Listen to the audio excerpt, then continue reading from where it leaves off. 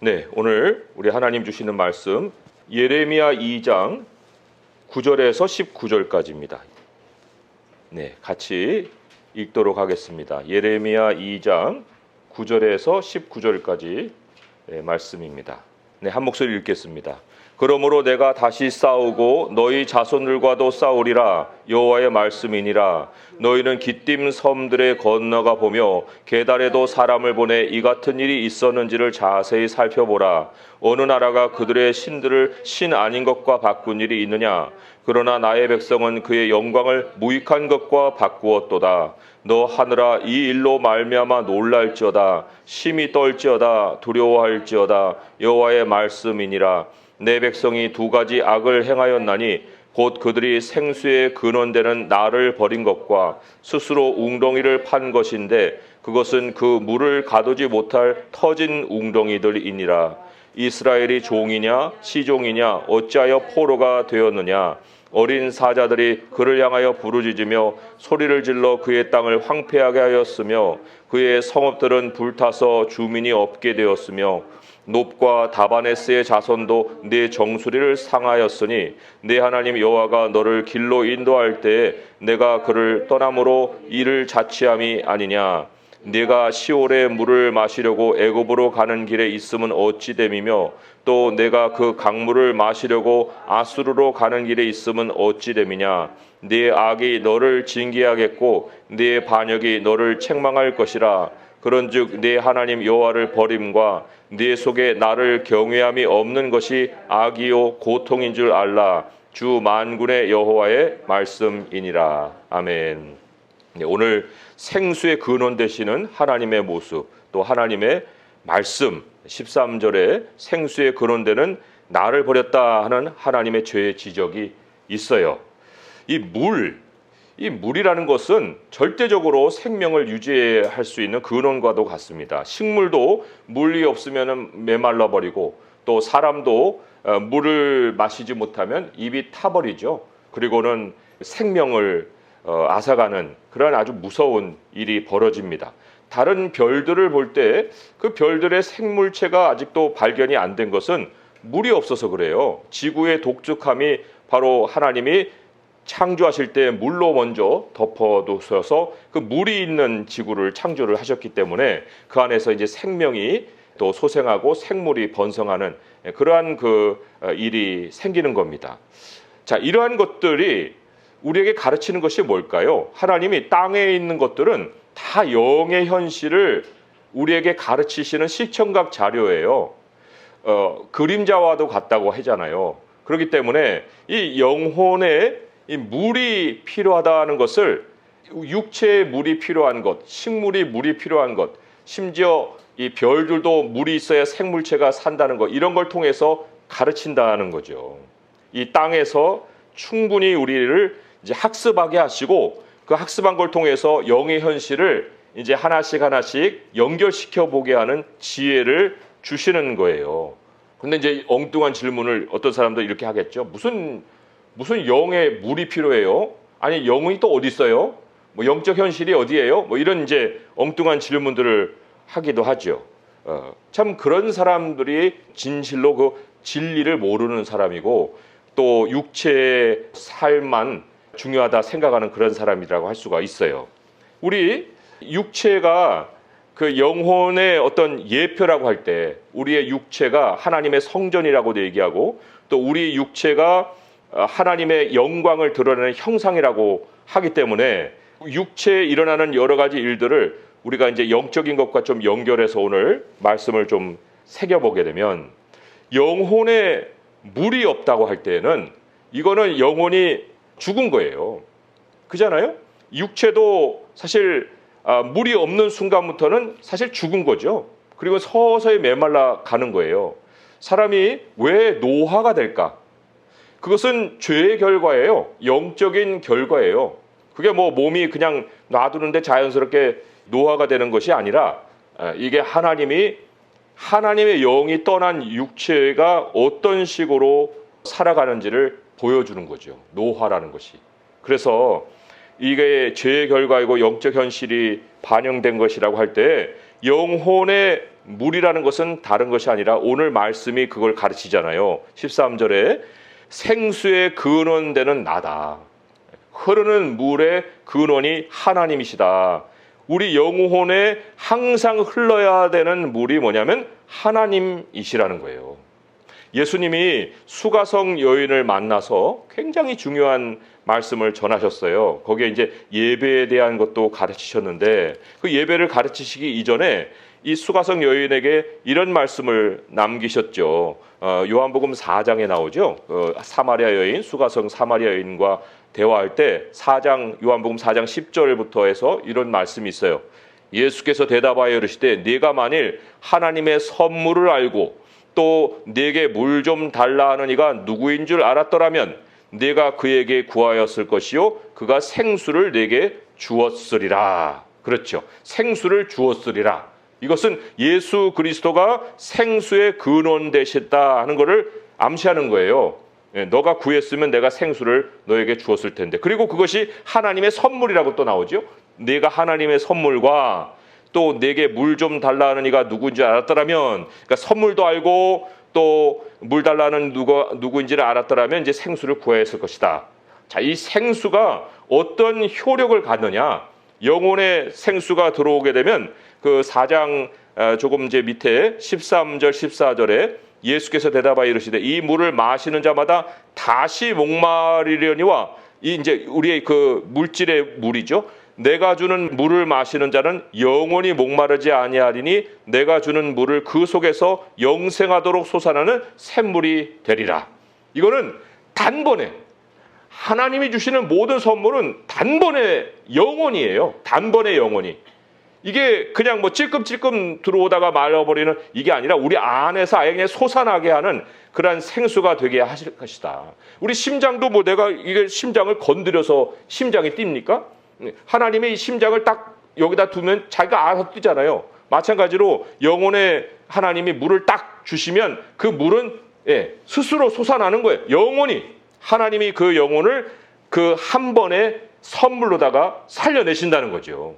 이게 하나님이 주시는 생수의 아주 큰 효능이죠. 뭐 비교할 수 없는 효능이죠.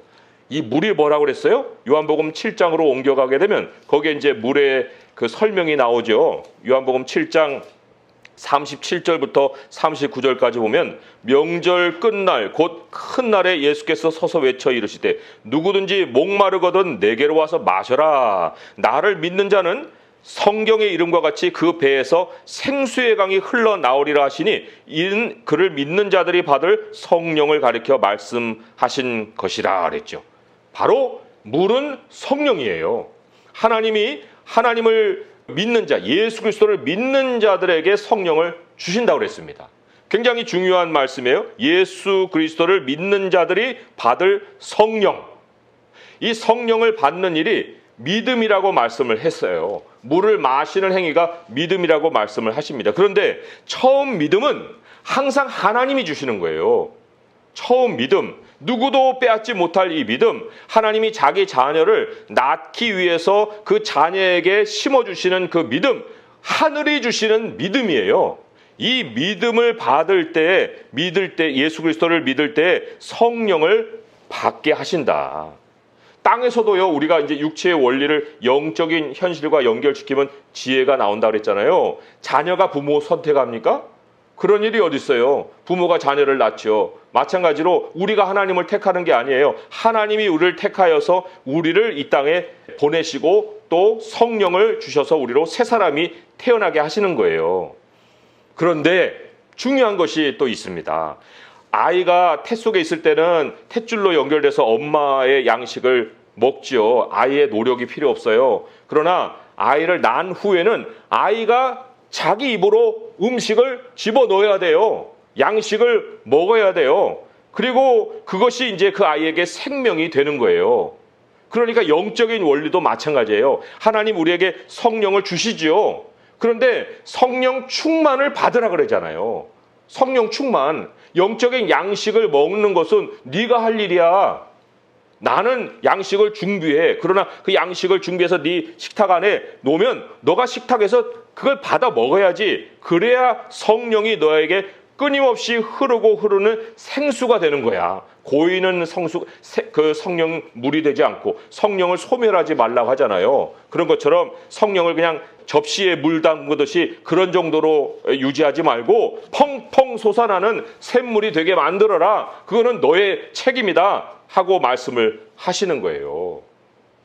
내 안에 성령이 이렇게 솟구쳐 오르는지 아니면은 그냥 이렇게 뭐 잔잔하게 그냥 흐르고 있는 그런 정도인지 이것은 다 하나님이 내게 책임을 물으신다 그런 얘기죠. 그런데 여기 이제 그렇게 우리가 성령을 충만하게 할 수 있는 방식도 똑같아요. 성령이 우리에게 처음에 오실 때 어떻게 오셨다고요? 나를 믿는 자가 받을 성령이라고 했잖아요. 나를 믿는 자가 받을 성령. 그러면 성령의 충만함도 똑같이 하나님을 믿는 믿음으로 우리 안에서 솟아나는 거예요. 성령이. 우리 하나님의 성령이 우리 안에 솟아나도록 내가 그 믿음을 가질 수 있게 만들어주는 것이 이 말씀이에요. 성경의 말씀. 이 말씀이 우리 안에 들어오면서 성령의 흐름이 같이 흘러가는 거예요. 내 안으로 흘러들어오고 또 성령의 능력이 내 안에서 흘러나가고 이게 아주 그냥 세찬 물결과 같이 우리 안에서 활동을 하신다는 거죠. 그 믿음을 우리가 참 제대로 가지지 못할 때 바로 성령이 우리 안에서 근심하시는 일을 우리가 만드는 것이다. 올해 우리가 표에 그거잖아요. 내 영혼이 잘됨으로 다른 사람에게 행복을 선사하자. 그렇잖아요. 내 영혼이 잘된 같이 범사가 잘되고 강건하기를 내가 원한다. 영혼이 잘 안 되는데 무슨 범사를 기대할 것이며 내 영혼이 건강하지 않은데 무슨 육체의 건강함을 내가 그냥 공짜로 받으려고 그래요. 그런 일이 없어요. 내 영혼이 잘 돼야 내 육체도 잘 되는 거고 나의 이 노화가 되지만 물론 죄 아래 태어난 몸이기 때문에 그러한 노화가 되고 하나님이 이제 나중에 몸도 바꿔주시지만 그러기까지도 내 몸을 잘 관리할 수 있으려면은 몸 관리보다 영혼 관리가 먼저 돼야 하는 거예요. 이게 진리의 법이에요.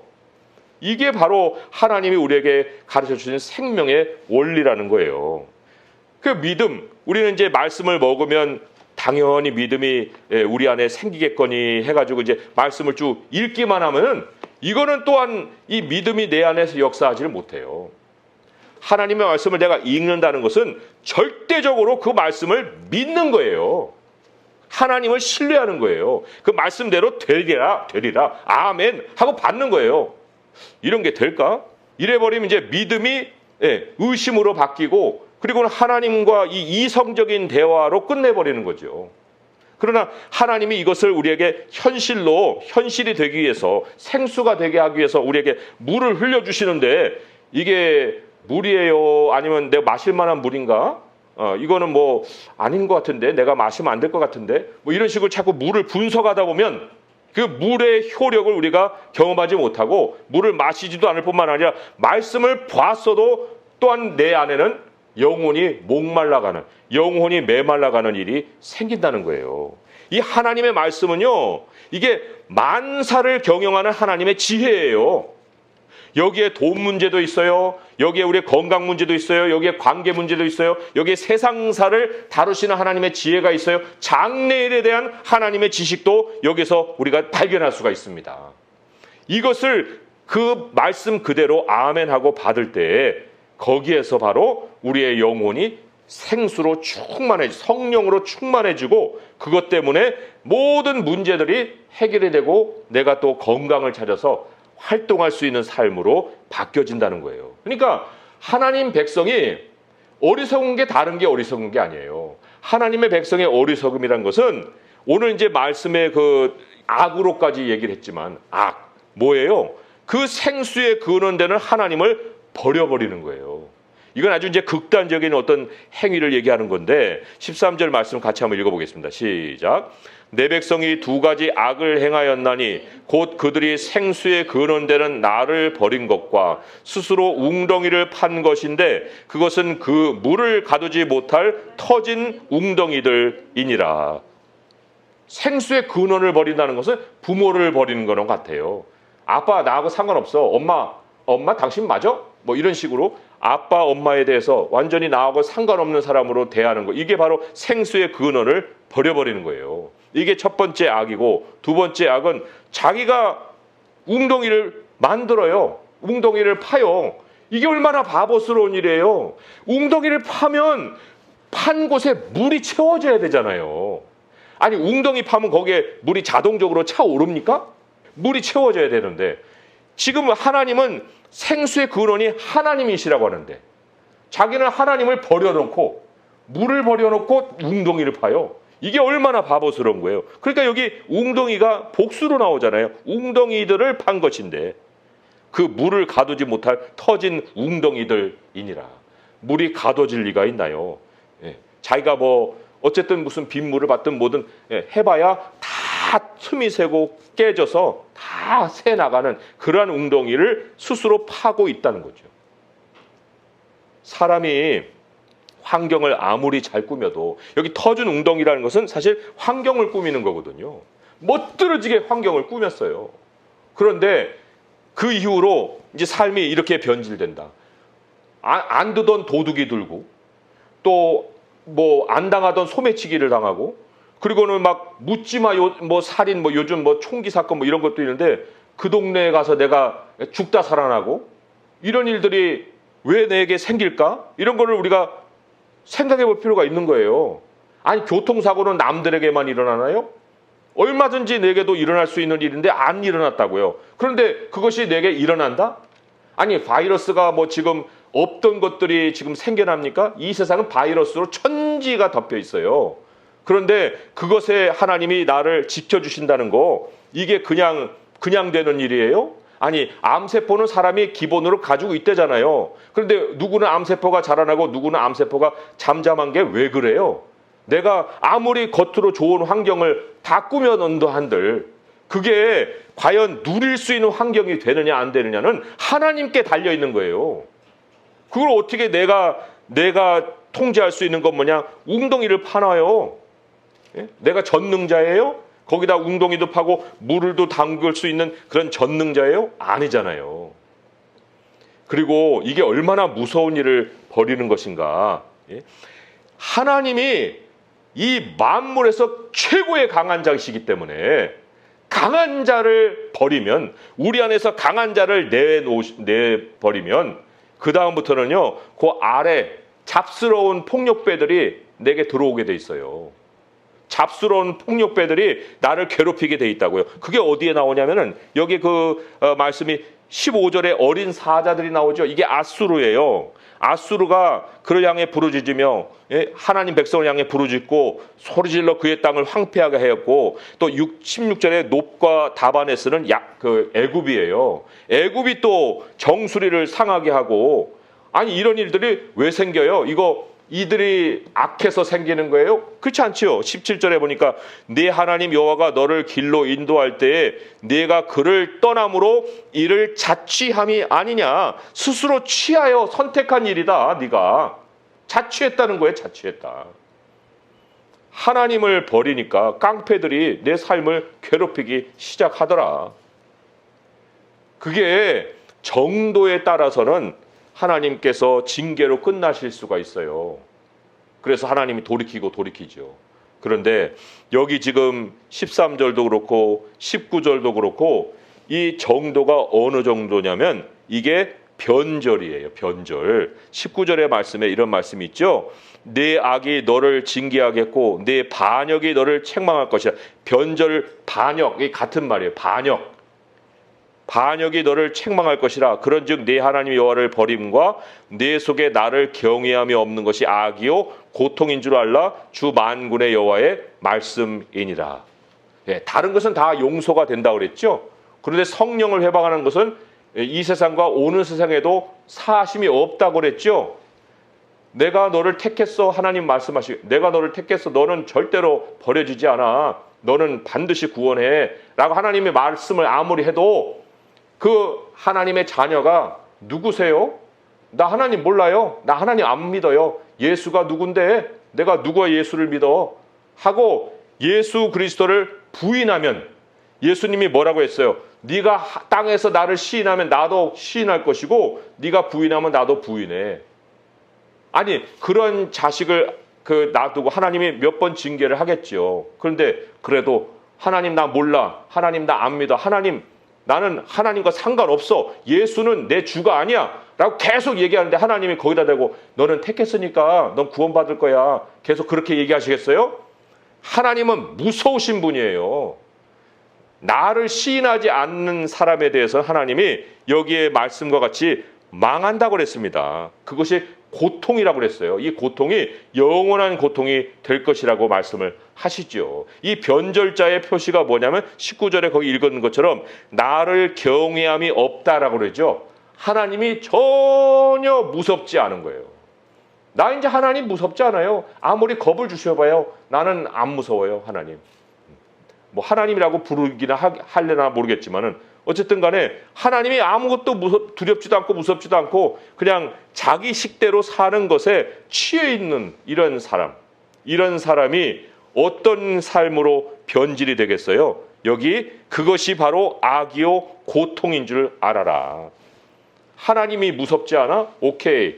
너의 모든 삶의 흐름이 멈출 것이다. 성령을 소멸치 말라 할 때 거기에 대해서 하나님의 경고가 뭐예요? 너 스스로가 성령을 소멸시킬 수 있다는 거예요. 성령이 그러한 더러운 육체 안에 하나님을 인정하지도 않고 시인하지도 않는 그런 더러운 육체 안에 머물지 않으신다는 거예요. 이걸 우리가 굉장히 무서운 경고의 말씀으로 들어야 되는데 그런데 사람들이 하나님의 사랑에 너무 기대가지고 자기를 다 봐주실 것처럼 그렇게 여기고 살 때가 많죠. 이제 그런 정도면 하나님이 징계로 돌이킬 수 있는데 그런데 이 사람들 여기에 있는 경우처럼 하나님을 버려버리고 나는 부모를 버리듯이 하나님을 버려버리면 이제 그것은 더 이상의 회복이 없다라고 말씀을 하시는 겁니다. 오늘 말씀을 맺을 때 시편 73편을 같이 한번 찾아보세요. 시편 73편 27절 28절의 말씀. 시편 73편 27절 28절 말씀 같이 읽어볼게요. 시작. 무릇 주를 멀리하는 자는 망하리니 음녀같이 주를 떠난 자를 주께서 다 멸하셨나이다. 하나님께 가까이함이 내게 복이라. 내가 주 여호와를 나의 피난처로 삼아 주의 모든 행적을 전파하리이다. 아멘. 맞아요. 하나님이 뭐 큰 것을 요구하셨어요? 사람은 태어날 때 하나님과 동행하는 존재로 만들어졌어요. 하나님이 함께 하실 때 생명으로 지어진 거예요. 그렇기 때문에 하나님을 가까이함이 나에게 복이에요. 하나님을 멀리하면 멀리할수록 그 인생의 고통이 찾아오고 하나님을 가까이하면 가까이할수록 하나님이 그 사람에게 복을 주신다는 거예요. 왜요? 생수가 흐르니까 성령께서 이 안에서 내게 생명이 솟아날 수 있도록 하나님이 만들어 주시기 때문에 그런 거죠. 고통을 겪을지라도 그 안에서 하나님을 가까이 할 때 하나님이 고통이 바뀌어서 그러한 슬픔 변에서 기쁨이 되게 해주신 것 같이 하나님이 그러한 삶에 생명을 더해 주시고 구원을 더해 주시고 또한 그 형통한 삶을 하나님께서 계속해서 이어갈 수 있도록 은혜를 더해 주신다는 거예요. 오늘 이 시간 우리가 우리 자신을 돌아볼 때 우리는 뭐 이런 예레미야가 경고하는 식의 이런 경고를 우리가 받을 대상이 아니지요. 그러나 우리가 이 말씀을 대하면서 늘 우리 자신에게 일깨워야 되는 것은 그렇구나. 하나님을 가까이 하는 것이 복이구나. 하나님이 생명의 근원이시구나. 영생을 주시는 하나님이시구나. 이것을 우리가 깨닫고 오늘 이후로도 내 삶의 여러 가지 부분들을 점검해보고 이것의 모든 근원에 하나님과의 교제가 있다는 것, 생수의 근원을 내가 얼마만큼이나 마시고 있는지, 생수의 물을 내가 얼마나 마시고 있는지에 나의 범사와 건강까지도 다 연결되어 있구나. 이것을 깨닫고 하나님이 나의 생명의 근원이시고 생수의 근원이십니다. 이 고백으로 오늘 주님을 찾을 수 있는 성도 될 수 있기를 주님의 이름으로 축원드립니다. 기도하겠습니다. 하나님 아버지, 사람들이 여러 가지 문제에 휩싸이고 고통 가운데 부르짖고 해결을 찾으려고 여러 가지 참 방법들을 취해보지만 사람의 모든 문제의 근원 해결은 바로 하나님이십니다. 하나님이 생수의 근원이 되십니다. 우리가 그러나 성령을 받았기 때문에 이제 세상이 근심하는 그 염려를 근심하지 않습니다. 우리에게는 이제 영원토록 솟아나는 하나님의 영이 계시나이다. 아버지여, 어떤 다른 것보다도 하나님의 영을 소중히 여기고 우리 주님을 가까이 할 때 성령의 솟구쳐내야 하시는 그 능력으로 우리의 모든 문제가 해결되고 우리들의 영혼이 또한 힘을 얻고 우리들의 건강도 해결될 줄 믿습니다. 아버지 하나님, 우리가 지혜롭지 못한 그러한 세상의 모습을 따르지 않게 하시고 어리석음을 버리게 하시고 우리 주님이 주시는 이 지혜의 진리의 법을 따라서 오늘도 주님 앞에 온전히 소망을 걸고 믿음 가운데 기도할 수 있는 시간이 되게 하여 주시옵소서. 우리 주 예수 그리스도의 이름으로 감사하며 기도합니다. 아멘.